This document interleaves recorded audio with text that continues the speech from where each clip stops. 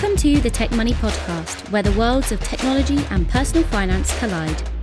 Hosted by certified financial planner, speaker, blogger, and self-proclaimed personal finance nerd, Malcolm Ethridge.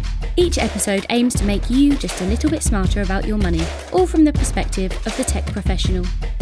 Without further delay, here's your host.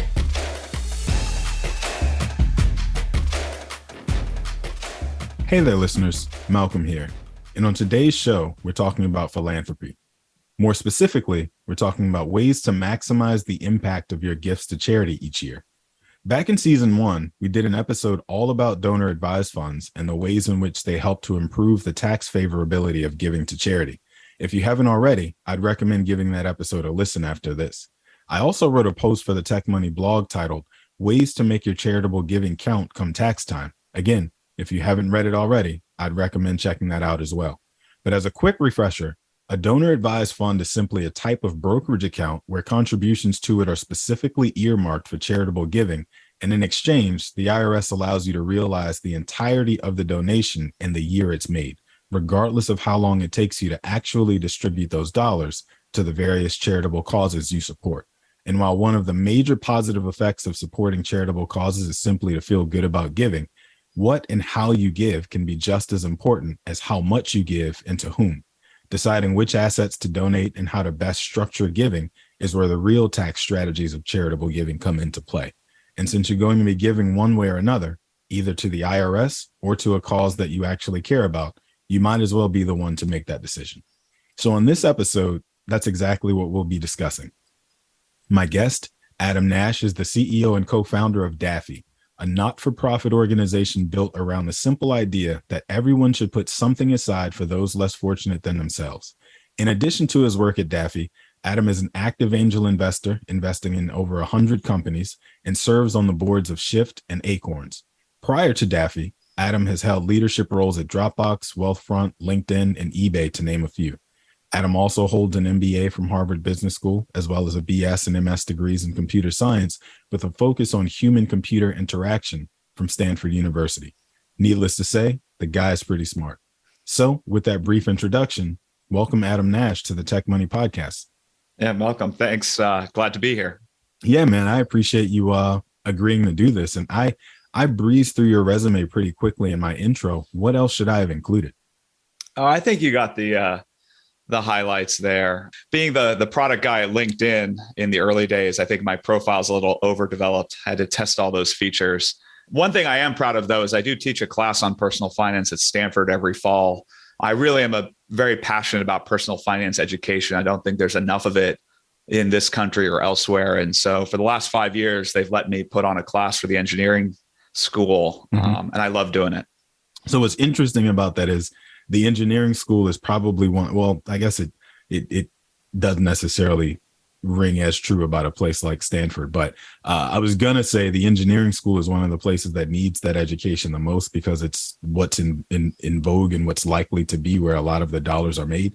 The students who focus so much on their technical skills don't necessarily get a ton of education on their financial skills, and so once they do come into those dollars, it becomes sort of like a mad scramble to figure out what to do. And so I think it definitely is important that people like you are doing that work to at least give them a decent foundation before they ever even come into the money. And, all of a sudden it's a real problem to try and solve. A high class problem, but a problem nonetheless. Yeah, well, I always tell my students, the class is open to everyone. It's just the engineering school has more of the finances these days to fund new classes. But I always tell them, it's not about IQ. It's not about their capability. And it's not even about earning power. This material just isn't taught at most schools, right? Like the truth is, I think it should be happening at the junior high level, high school level, before people go out to the world and have to work and borrow money and deal with bills, et cetera. There's a lot that people need to learn. And so I really appreciate that Stanford's let me do it. And I make all the course materials available publicly so that hopefully other schools can pick up on the concept and roll out their own classes as well. Interesting. It's also interesting that you're saying this, it's coming from the place of a person who has lived their entire life in Silicon Valley, right? You've been a lot of places in Silicon Valley. You've worked for a number of companies I just laid out in my intro. So it seems like, you could have done a number of interesting things, probably some that make even more money than focusing on financial literacy or maybe charitable giving. What is it about charitable giving that made you decide like this was the problem you needed to go and solve at this moment? Well, I've made most of my career about bringing technology to new areas and new markets. I'm one of these technology optimists. I believe that as computers and software get better and better, we should be able to help more and more people with more and more problems. As you mentioned before, that's why I ended up studying human-computer interaction. I'm just fascinated with the way that humans love to interact with technology and sometimes not so much. But, the story behind Daffy and charitable giving is pretty simple. It was 2020. I'd actually taken some time off, was with my family, and then the pandemic hit. Mm-hmm. And the truth is there were a lot of people struggling through the pandemic, millions of people. But I also saw a lot of people who were looking to help, but didn't know how. And so I've worked with a number of nonprofits before, but I became really fascinated by, this last decade of fintech. We've seen all these amazing applications and services that make it easier for people to shop, to invest, to save, but really nothing that applied those same features and capabilities to helping people give. Right. And I'm a parent. I have 4 children. We teach our children to give. Almost every piggy bank has a slot for, this is the money that you can spend. This is the money that you save for a rainy day. And this is the money that you give to people who are less fortunate than yourself. And so I happen to believe that most people want to be charitable, but the world is busy. You have work, you have personal life. We had a pandemic. And so this idea of like applying those lessons from companies like Acorns or Wealthfront and saying, can we help people make giving a habit? Can we help them set a financial goal for what their giving should be and then automate, making sure that they support the organizations that they care about? Can we make it easier to be inspired by others around you? Right? Most Americans don't talk enough about money with each other. And so can we make it easier for you to share what organizations and causes you support and hopefully inspire more giving? And so that's really where Daffy came from. Do you find that the tech community is particularly generous when it comes to giving to charity? In general, yes. My experience in the tech community has been a lot of very earnest people who frankly have been a part of a huge boom in both capability and work. So the number of times I hear from people just unsolicited that they feel very fortunate to have ended up in technology, ended up in software and design, ended up at the companies they're at is large. But the problem with people in tech is that they're busy. Yeah. Right. Work is busy. Tech is famously a 24/7 kind of activity. And so, this is a little bit of how we design the Daffy product. I call it the generosity gap. Yeah. Right. This difference between what people say they want to give to charity and what they actually get done by the end of the year. I know it's amazing. The United States, a very generous country. I think in 2020, we gave over $470 billion in the aggregate to charity, and 300 billion or more came from individuals. And I know that sounds big, but when you look at the data, the basic behavioral finance says that we want to be giving more.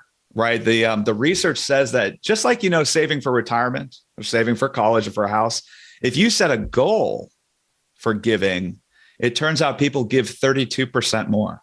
And so I look at that problem. I say like, wow, 300 billion is a big number every year. 32% more would be another 100 billion. Can you imagine like more than $1 trillion opened up for charities and good causes? And so that's a lot of the focus that we put into the product. But it was very much designed around these insights that people in tech have about where software can help. Automation just happens to be one of those areas that computers are great for, right? Computers don't get bored. As you're talking, I'm even thinking about myself, right? Like the fact that I see from my seat in my day job as a financial planner, I see December where every single year clients are saying, I got to write a check because I need to get some charitable deduction done that I need to get the dollars. We establish donor advised funds for clients on a regular basis. And so they're reaching out and saying, hey, I need to send $10,000, $20,000, $50,000 to this place before the year's over because I just thought about it. I forgot all about it. And to your point, if we were doing that in January, February, March, right, the organizations would actually have that cash in their hand to do more with throughout the course of the year. rather than having to wait until they know November, December is going to be the time, because everybody's scrambling to get that done. And so just from that perspective alone, like the organization itself having a little bit more consistency to its budget to do the work that it does would probably go a long way too. Oh, absolutely. I mean, there's no question that when it comes to charitable organizations, the amount of work and expense and time they have to put into chasing down donations from people who already want to give to the organization, already made the commitment. But the big insight when I first was doing the user research for the product that became Daffy that really surprised me was how much this bothered people, the donors themselves, right? You know, people really care whether you support a school, a church, or a synagogue, a community center, a zoo. No matter what your philanthropic passion is, people like the idea that they support these organizations. They believe in them. They just get busy. And you're right. You know, by the end of the year, tax time, on the contribution side, people realize, no, if I'm going to make a contribution, I need to do it now. Mm-hmm. But the truth is, be much better for everyone involved if you could just say how much you wanted to give to charity every year, break it down by the different organizations, and just have it automatically happen. And then, you know, if you have a good year, right, you know, income's a little higher, gains are a little higher, and you can afford to give more to charity. And of course, there's a tax benefit of doing so. Having a fund where that money can be invested tax-free is just phenomenal. I think the Donor Advised Fund is a fantastic product. It's just been isolated with the wealthy due to the business model of the existing industry. It's also very clunky. Like I described the Donor Advised Fund and how it works in my intro, and I also like intentionally oversimplified. Well, before I go there, anything else you want to throw in there in that definition I gave? Did I miss anything from your ears? You do this every day, so. Oh, no, I think you did a great job. You know, when I explain the Donor Advised Fund to most people, I try to keep it simple.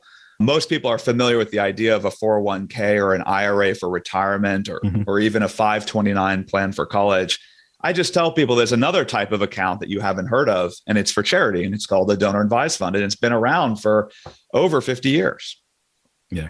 And again, not a lot of intervention or disruption has happened in the space. And so it's very clunky in the way that it operates and requires a lot of staff time, I'll say, internally, not necessarily so much from the donor themselves to have to do, except, you know, direct where the donation should go. But it should at this point be a much more seamless and simplified process than what it actually is. Oh, absolutely. There's no technical limitation here. Like I said, I think that the existing industry, because it is mostly catered to very wealthy individuals, has invested heavily in service, right? And dealing with a relatively small customer base. And so technology is just not their high priority, right? So, I mean, this is true in fintech in general. If you compare, you know, the typical banks and brokerages with the new providers, you know, there's pros and cons of each. But one thing you can't fault the new providers for is the quality of the user experience and the technology, right? Like using Acorns is just a very, very different experience than using a typical, you know, checking account or investment account. But the Donor Advised Fund industry is, even for finances, is behind. You still see people emailing PDFs around, right? Phone calls. I'm not kidding, you know. And I'm laughing because I know. And it doesn't have to be that way. I think actually, you know, I was shocked when we launched Daffy last year in September. It hasn't even been 1 year. I was shocked to find out that we were the first fully functional Donor Advised Fund in the App Store, right? You can download an app, open an account, fund that account, invest it, and then donate to any legal charity in the US. It sounds so obvious, but there was no other app that did it in the App Store before we launched. So, Adam, I feel like we danced around it a little bit, but talk to me about the Daffy platform for a moment a little bit more, right? You mentioned you guys are in the iOS store, but like, what is the app or the platform exactly? Like, how does it work? Who is it for? Who is it not for, maybe even, right? Like, give us that. Yeah, Daffy is pretty simple. We think of it as a not-for-profit community built around this new modern platform for giving, this Donor Advised Fund. And this Donor Advised Fund is unique in that it's based around the idea of the commitment to give, having a goal, rather than not focusing on any specific dollar amount, right? You know, our business model is specifically membership-based, right? So we don't make more money the more assets you have invested in the fund. We make more money based on having more people giving and being members of the community. And so, but at a functional level, we do all the things that you'd expect a modern donor advised fund to do, right? So you can open an account, you can contribute cash through your bank account, you can use credit and debit cards, you can even use Apple Pay. You can donate stock, you can donate crypto. We support over 120 different coins. That money then goes in, it's invested tax-free. You can pick a standard portfolio of Vanguard ETFs. We have an ESG set of portfolios for people who want to push their values into how they invest. And then, of course, we even support crypto portfolios since it's, of course, 2022. No matter how you want to invest, you have the money there. And then anytime you want to donate, you have an app in your pocket where you can select any of the 1.5 million or more legal charities in the US. Few taps of the button, a certain amount, their donation recommendation goes off and you're done. That's it. And so you just, we think it's exciting because one of the things we discovered when we did research around giving was that giving is actually harder than you think. There's two hard problems to it. There's how much can I afford to give? Yeah. And then the second problem is who do I give it to? And combining those two problems makes it very, very hard for a lot of people to kind of pull the trigger and actually give.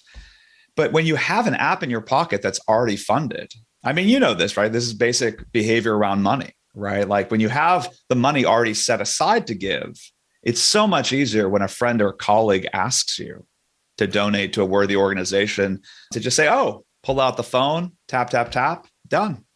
Well, that's what I was thinking about as you were describing it. It's the fact that there's a lot of friction involved in giving in general, right? Like charities will do their best to give you the online portal where you can punch in your ACH, bank account information, your checking account and routing number, make the donation that way, or you can punch in your credit card information and make the donation that way. But then you've also got to rely on me sitting still long enough to get to my computer to click the link to go to the thing and right like that. What you're describing sounds like you guys have taken quite a bit of the friction out of it so that as I'm standing there having a conversation with a friend of mine who's invited me to a thing that I'm saying, oh, sorry, I can't come, but I will make a donation.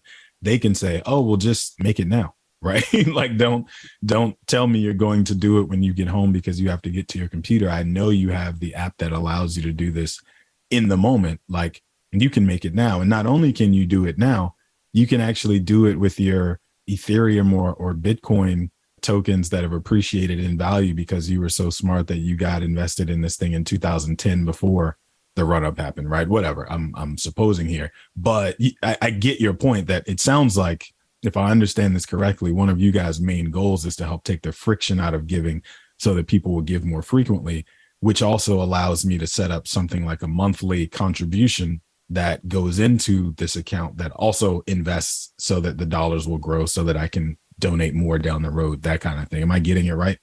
Yeah, that's exactly right. I mean, I think that charities and organizations do their best, obviously, to make it easy for donors. And some organizations are bigger than others. So you do find some charities that can accept stock contributions or crypto or take credit cards or even set up a recurring donation. But every site is different. Every organization is different. They all don't support the same features. Believe it or not, one of the features that people seem to love most about Daffy is just that at the end of the year, instead of searching their inbox or their stack of papers or Gmail, they have all their donation receipts in one place. Yeah, right? Like it is simple, right? We're talking about human behavior and making it easy for people. That is a very simple thing to make my decision based on. I don't have to hunt down my receipts or flip through my transaction history and my credit card statement. Sign me up. Like that is enough of a selling feature, even for me, to say, okay, so like as a person who does actually go online to the link that somebody has sent to actually make the donation or whatever, like to me, not having to track down where did I write that check or make that transfer definitely does sound enticing.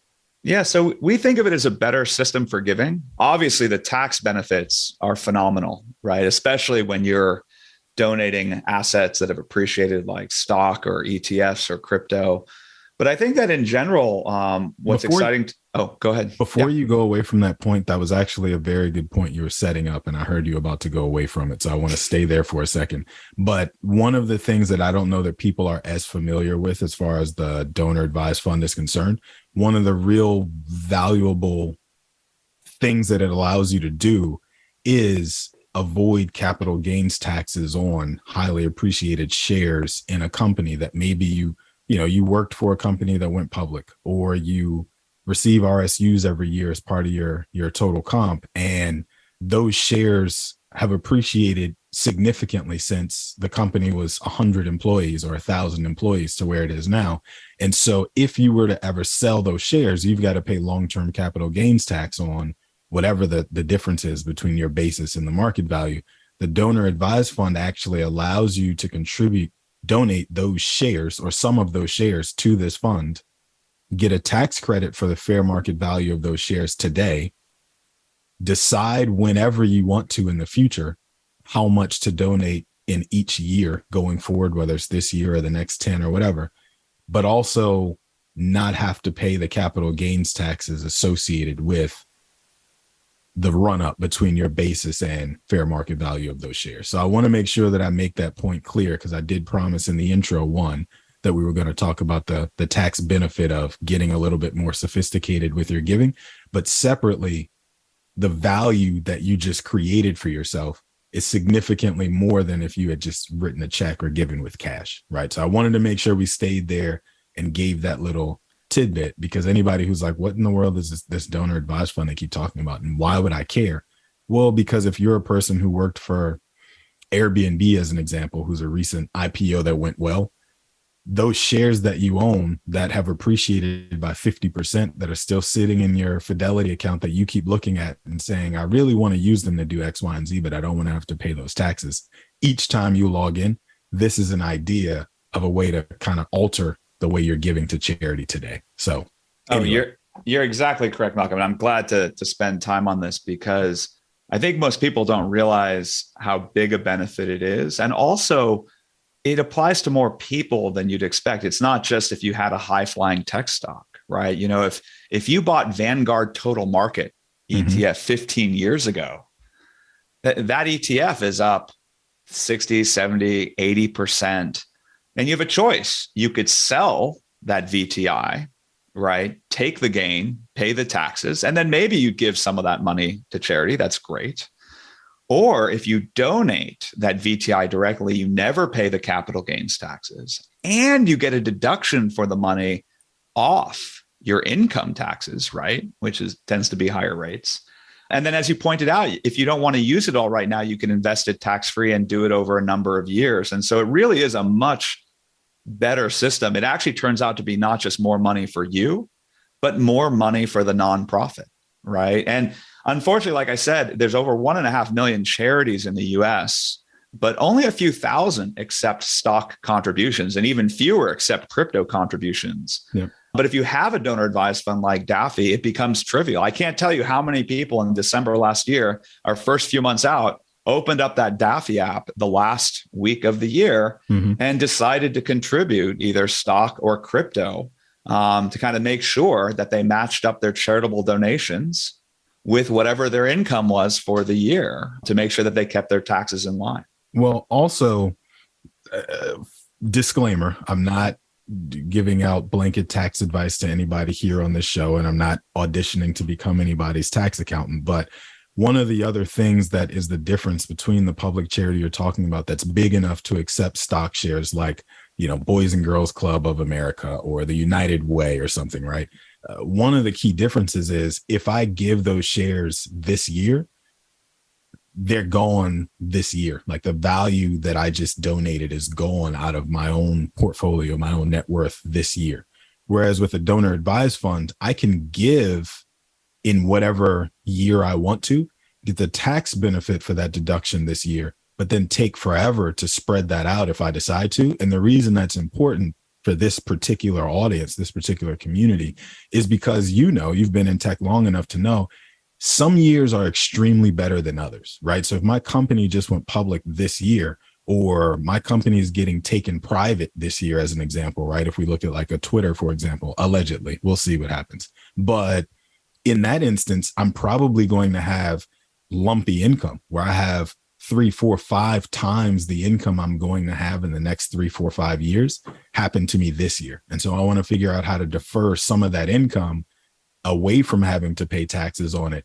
And this is one of the options that is available to you, right? So I can take some of those shares that are suddenly going to show up this year, or some of that cash that's suddenly going to show up this year, make a giant donation this year and not any more donations over the next 3 or 4 years, and just spread out how long it takes me to distribute the money from the donor advised fund into those charitable causes, right? Because the donor advised fund, just to make it clear for folks, is the conduit that you're going to use to distribute your charitable donations. It's you can take your whole lifetime if you choose to actually, you put in $100,000 this year, you can take 10 years to donate $10,000 a year to whatever charities you decide to. Or you got a giant liquidity event coming, you can donate $1 million this year and never again, and spend the rest of your life donating from that $1 million pot that's also growing in the markets, as Adam mentioned, over the same course of time. So you've got more to give. So I know we spent a ton of time there and I'm getting extremely wonky on this, but I just want to make sure that people really understand the tax benefit that comes to you personally from being generous and supporting these different organizations this way. Well, and I think it's a helpful piece of advice because frankly, more and more people have income that varies significantly year to year, right? We have good years and bad years. And for better or for worse, our tax system is annual, right? It's January 1st to December 31st every year. Yeah. And so you're exactly right. The great thing about the donor advised fund is instead of forcing you to make some sort of one-off decision to donate a lot of money in any given year, you can be more thoughtful about it, right? One of our first donations at Daffy was actually someone who wanted to give a Bitcoin or to give Bitcoin to their synagogue. Obviously, the synagogue didn't take Bitcoin, and they figured out, if I download this app, I can put the Bitcoin in Daffy, and then I can spread out my donations to the synagogue as I see fit, right? And it's great for the synagogue. They get regular donations. It was great for them. But let's be honest. I mean, even at today's prices, a Bitcoin is about $23,000. I haven't looked today. Not everyone's prepared to make that size a gift to a single organization at one time, right? But if you put that in a donor advised fund and you want to give $1,000 to an organization every year for the next 20 years, that's fantastic. And who knows, if you invest the money properly, you may be able to give years 21, 22, and 23, based on the gains you make on that money in the fund. So we find that the investment piece of the donor advised fund and that ability to kind of decouple your contributions when you want that tax deduction from the giving is one of the most useful features that people really enjoy about having the product.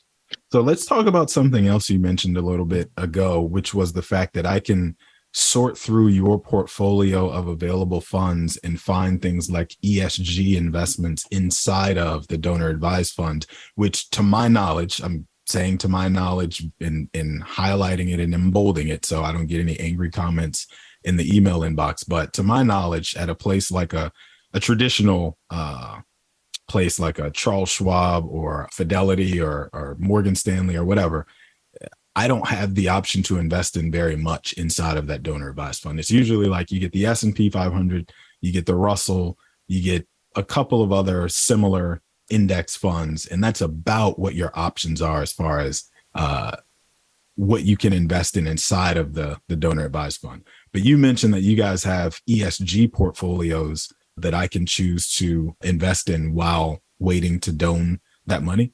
Anything else that's sort of unique like that as far as investment models and that sort of thing that I'm not going to see inside of a traditional donor advised fund?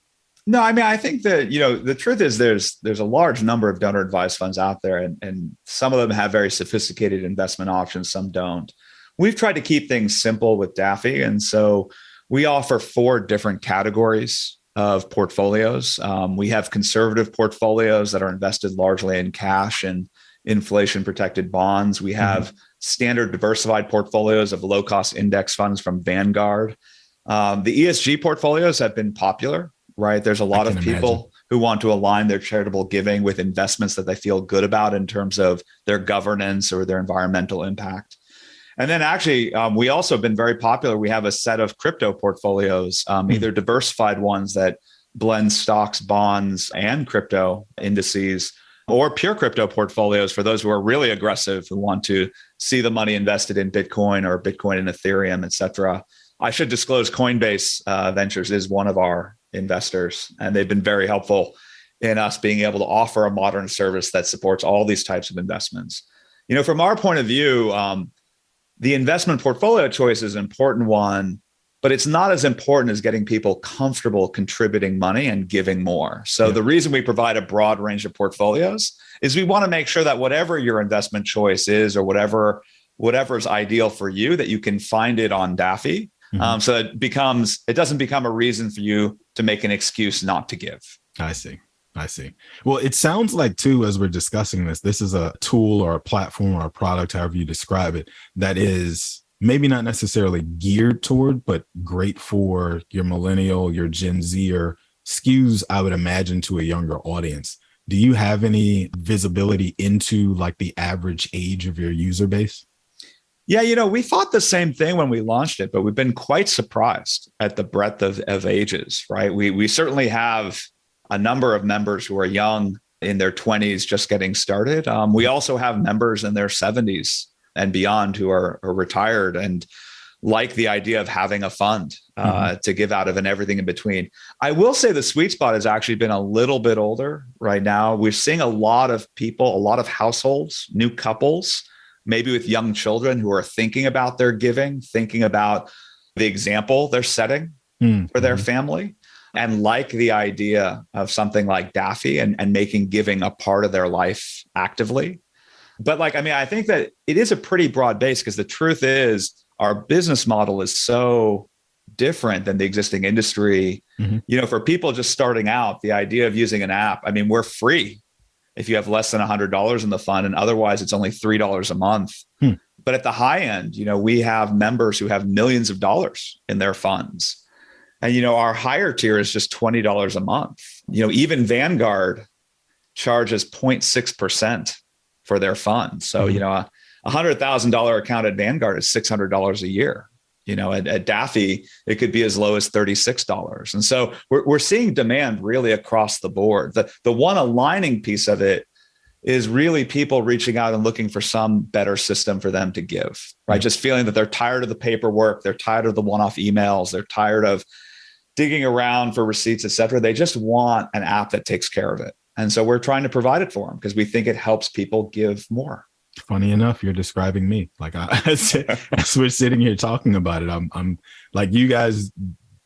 I know this word gets thrown around a ton in Silicon Valley, but this sounds to me like the epitome of disruption. Like you guys are legitimately disrupting a very sleepy, small fragment of the financial services world, where not a lot of interest has been paid to this point. But I'm glad that you are, because it really is a pain to give. It shouldn't be, but it is. And so I'm encouraged by the fact that this is the problem that you guys decided to take on. My last question for you, Adam, actually has absolutely nothing to do with charitable giving. I would imagine you might tell me I'm wrong once you hear it, but you can kind of sit back and relax your shoulders and take your Daffy hat off for a second. But if you never found your passion for this, right? So you had to find a different way to occupy your days, but money wasn't a factor in your decision making at all, what do you think you'd be doing right now? Well, this is a little bit of a cheat, because I've been somewhat public about this, but there's no question that if I wasn't building software and new companies, I'd just be teaching. Okay. I love teaching. I teach a class part-time right now. I've made no secret about the fact that I think that whenever I hang up the hat and stop building new tech, teaching is really a passion for me. I think that there's a phenomenal opportunity to help people at many different stages in their life. And I really just love the entire process of thinking about different ways to explain different concepts to people. So teaching would be my answer. I dig it. It was not lost on me the fact that you used the phrase, I'm thankful that Stanford allows me to teach this class. Like it wasn't a thing where you said, I gotta go in and teach this class once a week or whatever. It was like, I'm very thankful that they let me beat them over the head begging to get this into the curriculum because I thought the students needed it. At least that was the way it came off to me initially. So I definitely am not surprised that that's ultimately where you decided to land. But so before we wrap, Adam, this has actually been great, man. I really appreciate you being so generous with your time. Where can people find you if they want to learn more about you and or Daffy after this goes live? Well, great question. Finding Daffy is easy. If you go to the App Store and search for Daffy, or if you just want to go on the web to daffy.org, you can get started right away and sign up. There's no minimum requirement, etc. Finding me is also fairly easy. I'm just Adam Nash on Twitter. And of course, you can find more information about me on the Daffy website. I will say on that positive note, Eric with an A, why don't you go ahead and close us out, sir? I would be thrilled to. Adam, thank you so much. It's interesting. You and Malcolm are very similar. One of his answers to that same question was that he wants to teach, and he does every time he fires up the microphone for the podcast, that's for sure. Thank you so much for being on the show, Adam. And of course, Malcolm, thank you so much for facilitating this and getting great guests for the show. And our last thank you always goes to you, listening audience. Thank you so much for tuning in and listening to the Tech Money Podcast with Malcolm Ethridge. If you have not subscribed to the podcast yet, please click the subscribe now button below. This way, when Malcolm comes out with a new podcast, it'll show up directly on your listening device. We humbly ask that you share this podcast and leave a review, as this does actually help others find the show. You can connect with Malcolm on social at Malcolm on Money. We'd love to hear from you and answer any questions you have, and you can do so by emailing them to podcast@tech-money.com. Thanks again for listening today. For everyone at Tech Money, our hope is that this show helped make you a little smarter about your money. This has been the Tech Money Podcast. For more information on today's topic, to review the show notes, or to catch up on past episodes, be sure to check out malcolmethridge.com/podcast. And if you have an idea for a show topic that you'd like us to cover, or you want to send us feedback, the web address again is malcolmethridge.com. You can also find Malcolm across all social media platforms at Malcolm on Money. This episode was written and created by Malcolm Ethridge, with the production, the editing, and sound controls powered by Proudmouth. This has been a Malcolm on Money original. Thank you for listening. The information shared in this recording and by its guests represents the views and opinions of the guests and does not represent the views or opinions of the host. This content has been made available for informational and educational purposes only. This content is not, nor is it intended to be a substitute for professional financial advice. It is always recommended that you seek the advice of your financial advisor or other qualified financial service provider with any questions you may have regarding your personal financial situation.